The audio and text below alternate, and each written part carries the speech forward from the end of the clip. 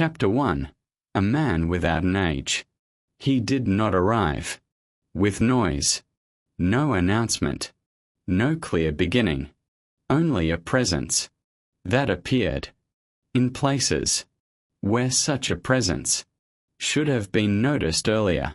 And yet, it was not. In the courts of Europe, where every name was recorded, where every происхождение was examined, a man began to appear, not suddenly, but without origin. He was known as the Count of Saint Germain, a title not easily verified, a name not easily traced. He spoke as someone educated, not in one tradition, in many. Languages did not slow him down. He moved between them, as if they were variations of the same structure. French, German, Italian, English, not learned, remembered. This detail was noted early, not because it was unusual, but because it was effortless. Effort leaves traces. Hesitation, correction, search, none of these were present. He spoke as if the words had always been there. His manner was calm, measured, not distant, but controlled. Those who met him did not describe excitement. They described a kind of stillness that followed him, not imposed, generated, as if conversation adjusted itself to his presence. He did not reveal his age. This, too, was not unusual. What was unusual was the absence of change. Years passed, then more, and those who encountered him again noticed something that did not align. He looked the same, not similar, the same. No visible progression, no signs of time moving forward. At first, this was dismissed. Memory is not exact. Faces shift. In recollection, details blur. But the observations did not come from a single person. They repeated across different courts, across different years. The same impression returned, unchanged. This did not lead to immediate conclusions. It led to hesitation, a pause in interpretation, because something that does not change creates a different kind of uncertainty. He did not confirm anything. He did not deny anything. When asked about his past, he spoke in fragments, stories that did not align with time, references to events as if they had been witnessed, not studied, experienced. He spoke of distant places with precision, of earlier centuries with familiarity, not as history, as memory. Those who listened did not always believe him, but they did not dismiss him either, because the structure of his presence did not match deception. Deception usually requires effort, adjustment, maintenance. He required none. His accounts remained consistent, without reinforcement. He did not repeat them to convince. He allowed them to exist, and that made them difficult to challenge. In the court of Louis XV, he was received not as a curiosity, but as someone already expected. He was given space, time, attention, not because of proof, because of presence. There are records of his abilities, not dramatic, not presented as spectacle, subtle, controlled. He worked with materials, metals, stones, processes that suggested knowledge beyond what was common. He did not explain them. He demonstrated just enough to create recognition, and then stopped. This pattern, repeated across places, across years, across witnesses who had no connection to each other. A man who appeared without origin, spoke without effort, remained without change, and left without conclusion, because he did leave. Not once, more than once, he disappeared from one place and appeared in another, without transition that could be followed, without a path that could be traced, and each time the same structure returned: recognition, observation, uncertainty. The question did not form immediately. It emerged slowly, through repetition. If a man appears without origin, remains unchanged over time, and moves without trace, what is being observed? Not answered, only held, because in the presence of something that does not align with expectation, the first response is not belief, it is pause, and in that pause, the pattern begins. Chapter 2. The same man, different years. The first accounts did not stand alone. They were followed by others, not identical, but aligned, in different cities, in different years. The same description returned. A man, without visible age, calm, measured, unchanged. In Paris, his presence became known, not through announcement, but through repetition. He appeared in conversations, before he appeared in rooms, a name mentioned, a detail recalled, a remark that did not fully explain itself. Then, the meeting, and the impression that the introduction had already happened. Those who encountered him often described a familiar uncertainty, not disbelief, recognition, without memory, as if something had been encountered before, but not consciously retained. Among those who left written accounts was Madame de Pompadour. Her observations did not attempt to explain him. They recorded him carefully, without conclusion.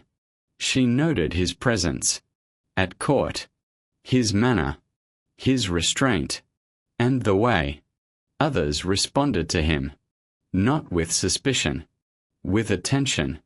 Another figure, Giacomo Casanova, met him as well, a man not easily impressed, a man accustomed to deception, performance, and constructed identities, and yet his description did not resolve into either belief or dismissal.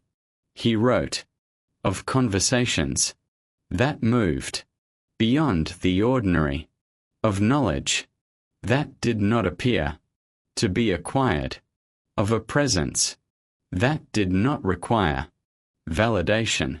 He did not confirm anything, but he did not reduce it either. This pattern, repeated across accounts, the same restraint, the same hesitation to define, because definition requires limits, and nothing about the man appeared limited. There were also letters, private correspondence, that mentioned him, without intention, of public record.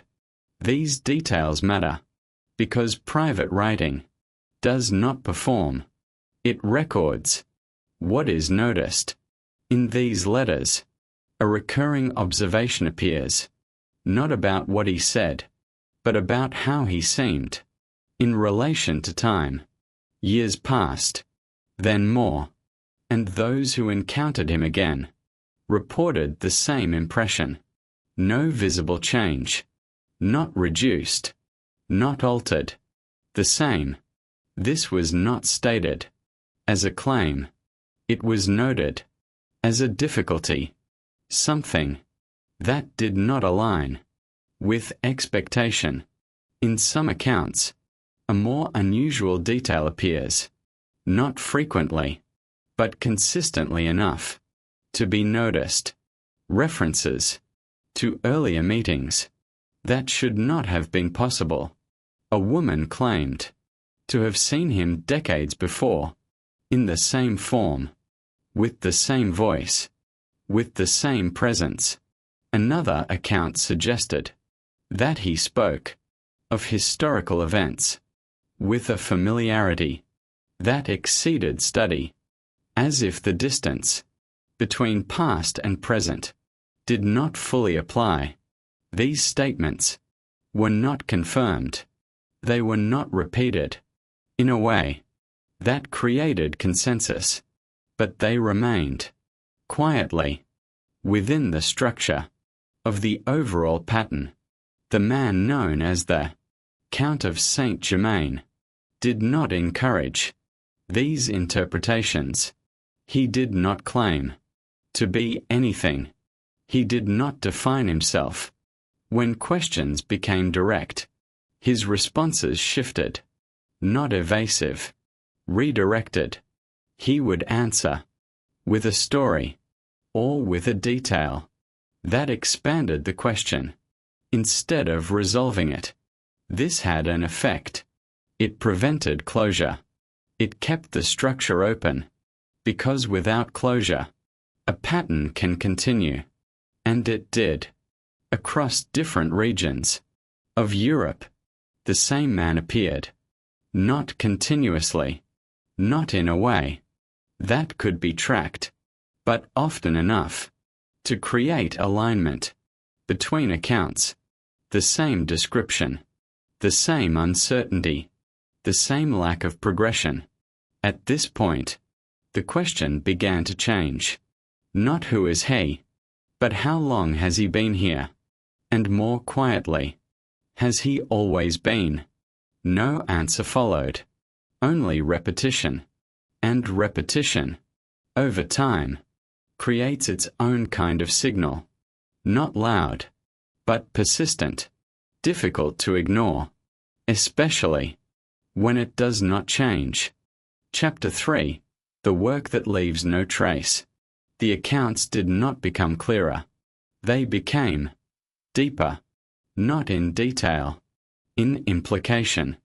The man known as the Count of Saint Germain was not remembered for a single trait. He was remembered for the absence of limitation. He did not claim knowledge. He demonstrated it, quietly, in controlled moments, that did not seek attention.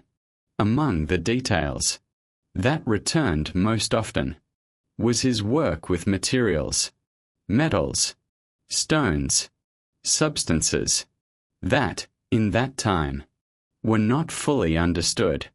He spoke of transformation, not symbolically, practically, processes that suggested alignment with what was known as alchemy. But his approach did not resemble tradition. There were no rituals, no visible complexity, only result. He was said to alter the appearance of gems, not replacing them, refining them, increasing clarity, changing structure, in ways that did not follow common methods. These accounts were not presented as spectacle. They appeared, in passing, as observations that did not seek confirmation, which made them more difficult to dismiss, because exaggeration usually announces itself. These did not. They remained contained, precise, unresolved. Another detail began to circulate, not widely, but persistently. He did not eat, in the presence of others, not often, not in a way that could be observed. Meals would be offered. He would decline, or accept, without consuming. This was not explained. It was noted, placed alongside everything else. That did not align. Time continued to pass. Courts changed. Positions shifted. People aged. And those who encountered him again reported the same impression. Unchanged. Not similar. The same. This repetition created a new layer of interpretation. Not immediate. Gradual. A suggestion that did not form into a statement, that he did not move through time in the usual way, not faster, not slower, differently, as if time passed around him while he remained in place. This idea was never confirmed. It did not need to be, because the accounts did not contradict it. They supported it, without stating it. In conversation, he would refer to earlier periods with unusual precision, not as history, as familiarity.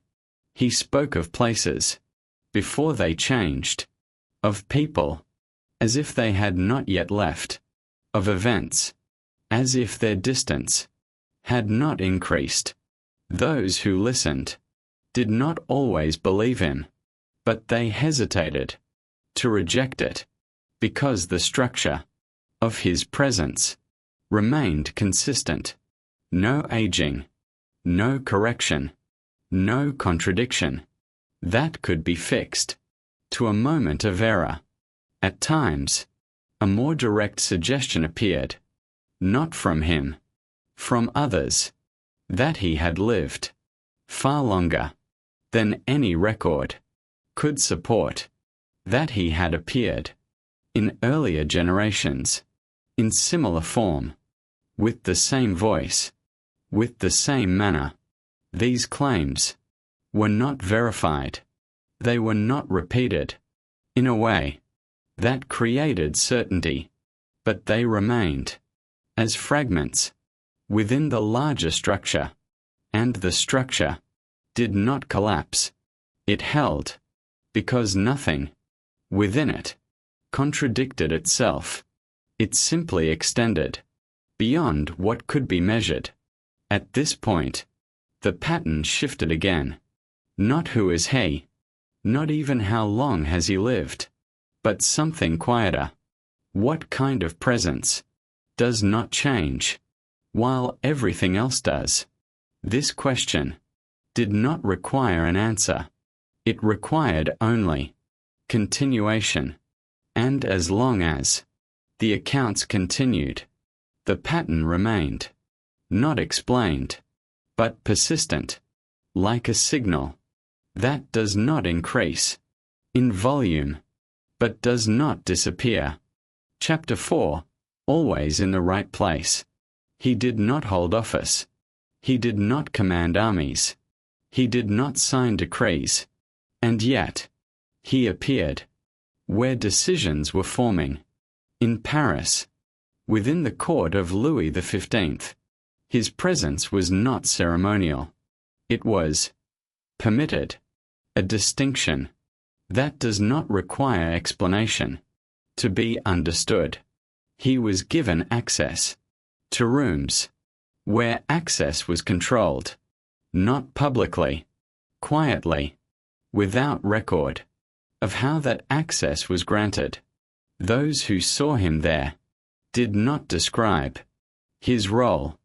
They described his placement, near conversation, near decision, close enough to hear, not required to speak. This pattern extended beyond a single court. In Vienna, in London, in other centers, Where influence gathered, the same figure appeared, not continuously, not officially, but repeatedly, at moments, when outcomes were not yet fixed. He was not introduced as an advisor.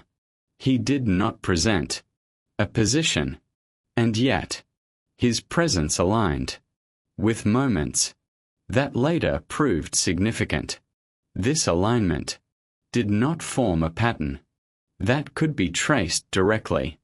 It formed something else, a consistency of placement, as if he occupied the same kind of moment across different locations, not a place, a position. Those who interacted with him did not record clear instructions.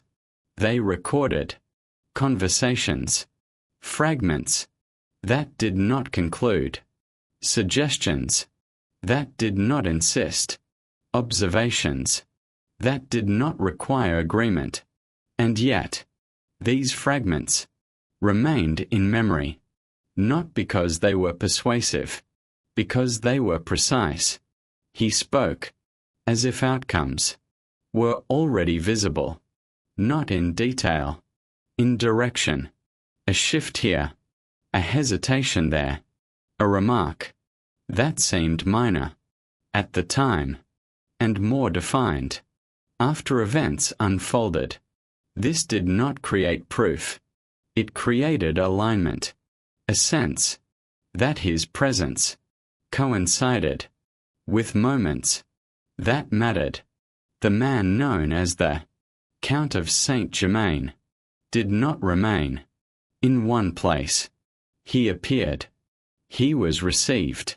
He remained just long enough to be recognized.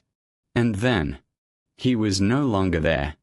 No farewell that could be fixed to a record. No departure that could be followed. Only absence, followed by reappearance elsewhere. This movement did not resemble travel. There was no visible path between locations, only points of presence, separated by distance, that did not appear to affect him. This, too, was not stated. It was inferred from the lack of transition, from the absence of continuity between appearances. At times, he was described as carrying messages, not formally, not as a courier, as someone who knew what needed to be said before it was requested.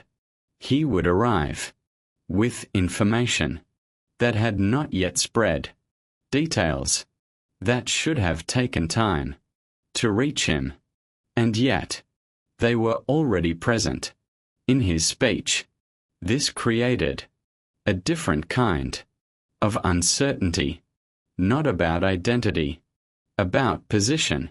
Where does such information come from when it arrives? Before it is available? No answer followed, only repetition. And repetition begins to suggest structure, not visible, but consistent. At this point, the pattern extended beyond presence and into timing, not only where he appeared, but when. Moments before decisions, before shifts, before outcomes became fixed. He did not change those outcomes. There is no record of intervention, but he was there when they were forming, and then he was not. This created a final layer of interpretation, not spoken directly, but difficult to avoid. If a presence repeats across different places, remains unchanged over time, and appears at moments just before something shifts, what is its function? Not answered. only observed, because the pattern does not require conclusion. To exist, it requires only continuation, and as long as the accounts align, the question remains. Chapter 5. The disappearance that did not conclude. Every presence that repeats long enough eventually reaches a point where it is no longer observed. This is usually called an ending. In the case of the Count of Saint Germain, it was recorded as a date, a place, an account that suggested finality. In Eckernförde, in the year 1784, records indicate that he died. The documentation was not unusual. A statement, a recognition, a conclusion, the kind of record that closes a life, and yet nothing about the pattern aligned with closure, because before that moment, his presence had not followed a continuous line. It had appeared in intervals, without origin, without visible progression, without change, to assign an ending to something that had not followed a beginning creates a different kind of uncertainty. At first, the record was accepted. There was no immediate contradiction, no visible continuation.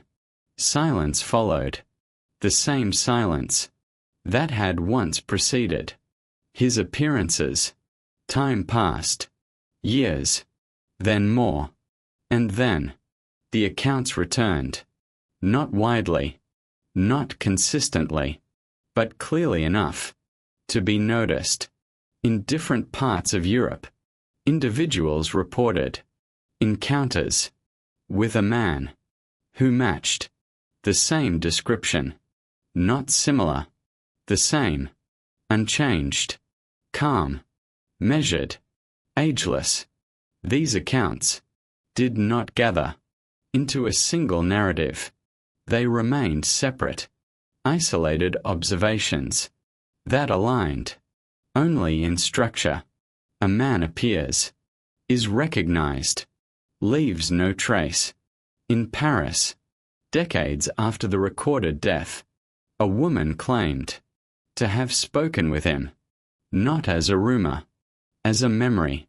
She described the conversation with clarity, without embellishment, without attempt to convince, only as something that had occurred. Others made similar claims, in different places, at different times, always with the same restraint. No spectacle, no insistence, only recognition. These accounts did not replace the official record. They existed beside it, creating a structure that did not resolve, a recorded ending, and a continued presence, neither cancelling the other, both remaining. This is where the pattern becomes difficult to interpret, because it no longer follows a single direction. It splits into two possibilities. One, that the records are correct, and the later accounts are misidentifications. The other, that the record marks only the last moment in which he was expected to be seen, not the last moment he existed. No conclusion can be drawn. The structure does not allow it, because both possibilities fit the pattern equally well, and the pattern does not favor resolution. It favors continuation. In this context, the disappearance does not function as an ending.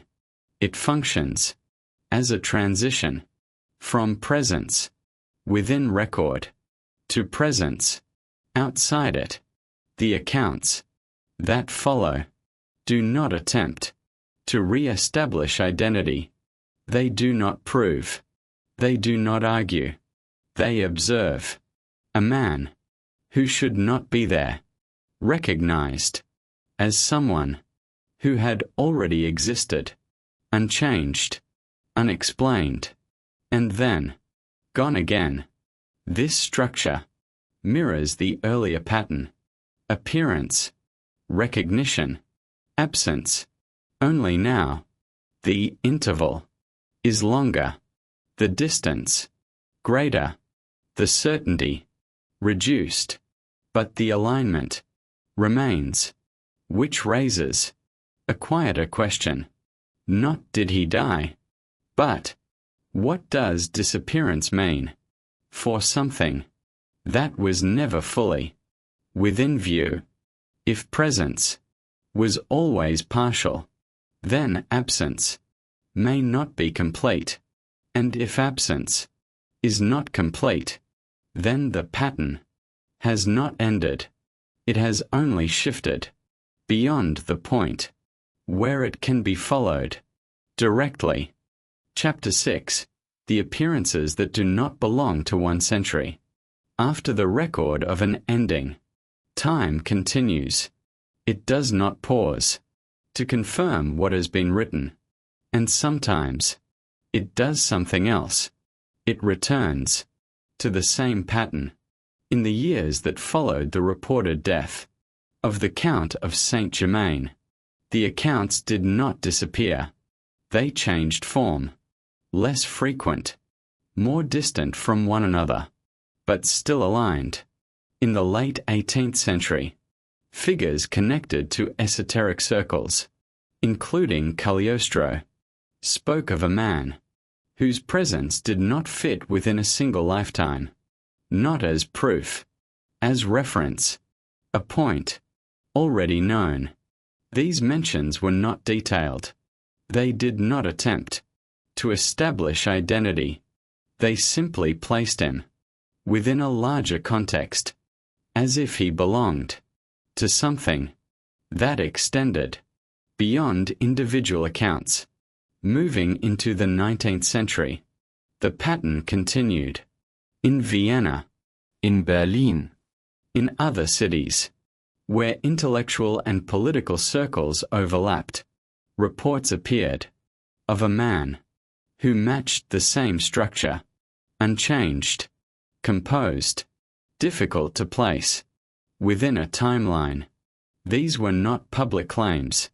They appeared in letters, in journals, in conversations, recorded without intention of becoming part of a larger narrative, which made them consistent because they were not written to persuade, only to note. A recurring detail began to stand out, not in every account, but often enough to be recognized. The sense that the man did not introduce himself. He was already known at the moment of meeting, not by name, by recognition, as if the encounter did not begin when it occurred, but resumed. In the 19th century, groups began to form around ideas that extended beyond conventional frameworks. Among them, the Theosophical Society made indirect references to figures who existed outside linear time.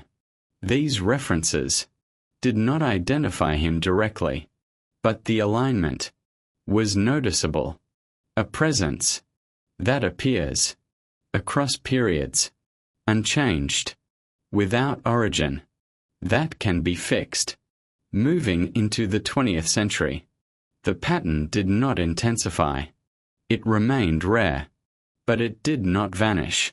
In Paris, in London, in other centers, where information and influence converged, isolated reports appeared. A man, recognized, not through introduction, but through alignment, with earlier descriptions, calm, measured, without visible age.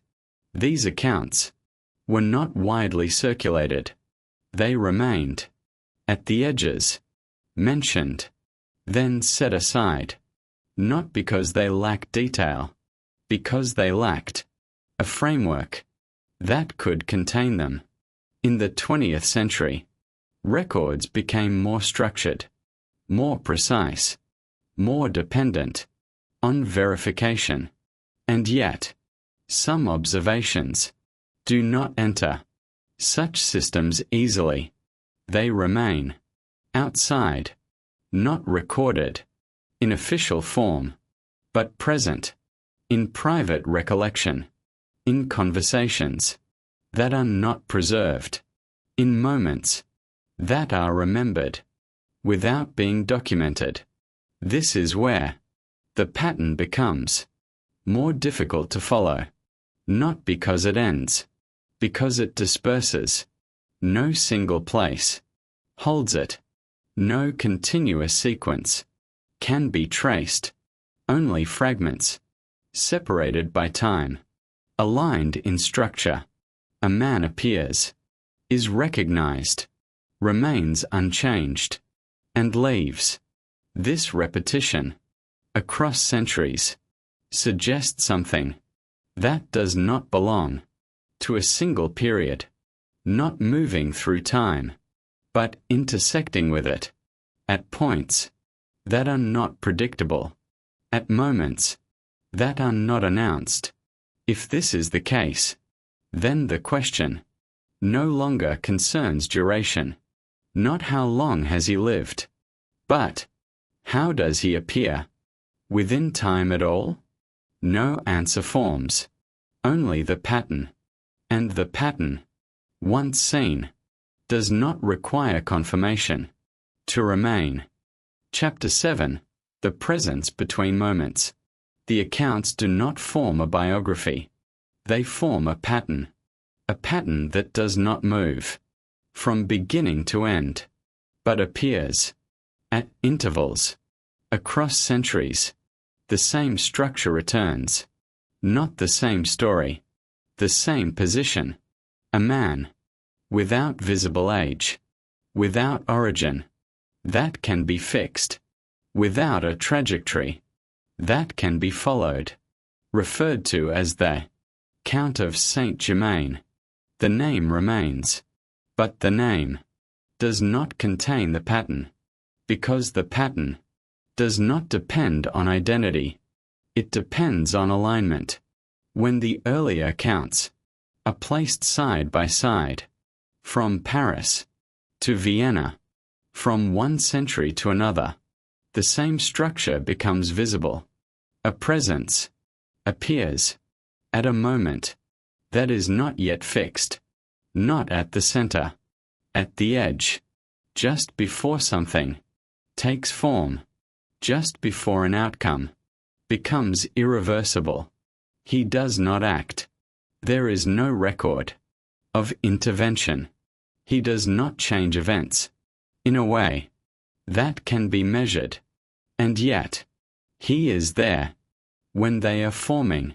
This is what alters the way the pattern is read, not as movement, as positioning, not as a life lived across time, as a presence that intersects with it, at points that matter, for reasons that are not stated. In this sense, the accounts do not describe who he is.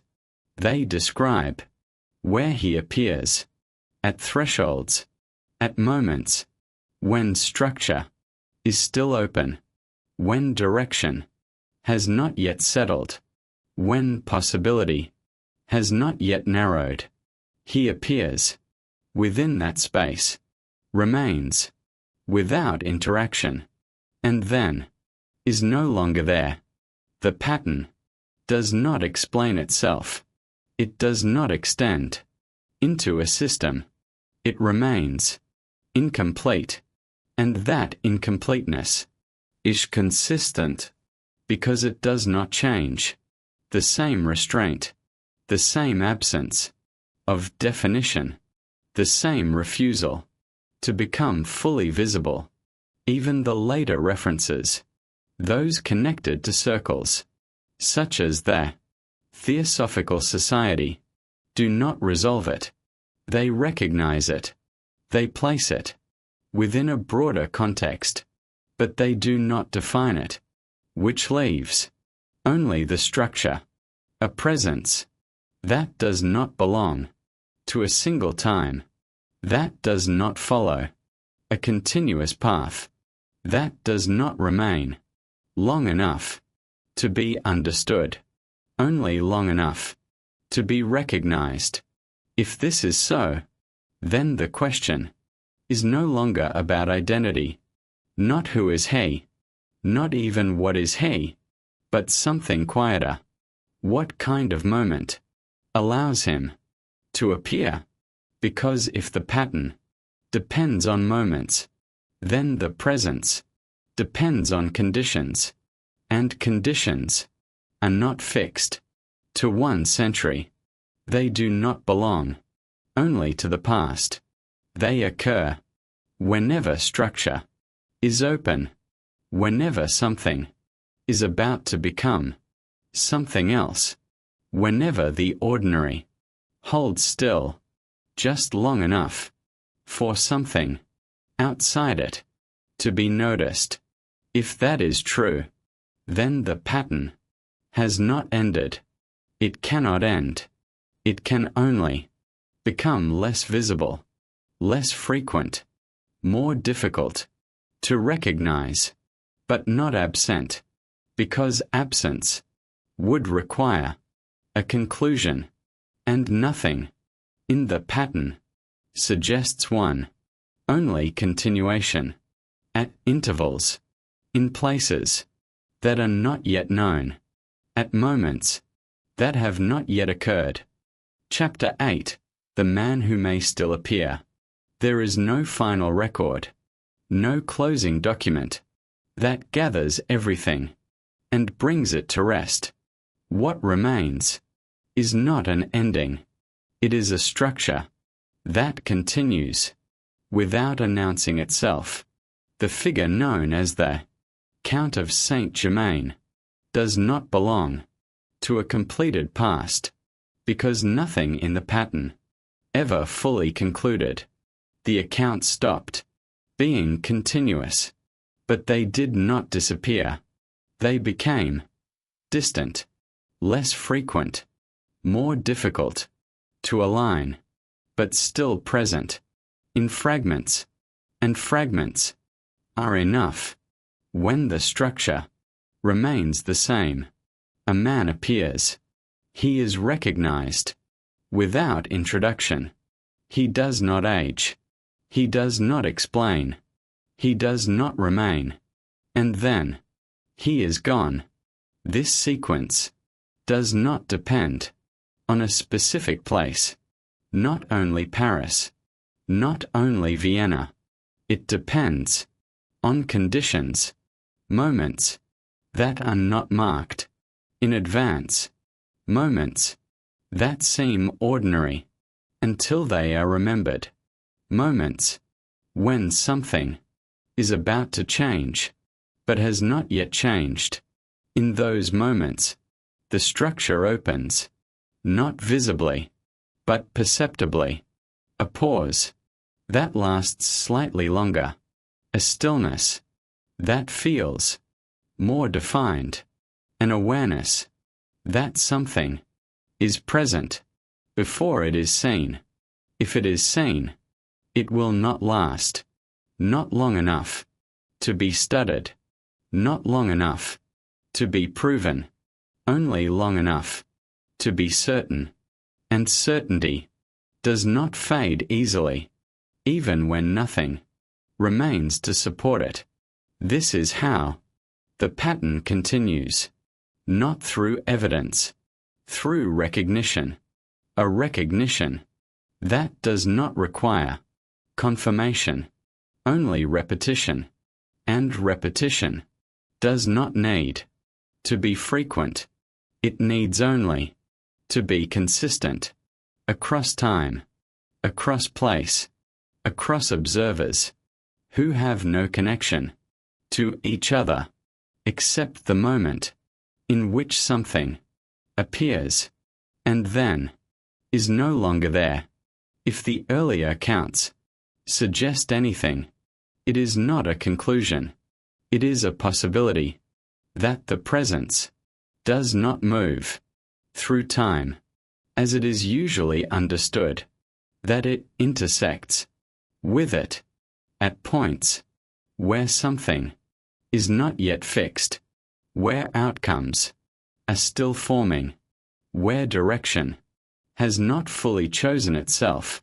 At those points, the presence appears not to act, not to change, only to exist within that moment, and then to leave it. If this is so, then there is no reason to assume that such moments have ended. They occur constantly, in different places, at different scales, in ways that are not always noticed, which means the pattern does not belong to history alone.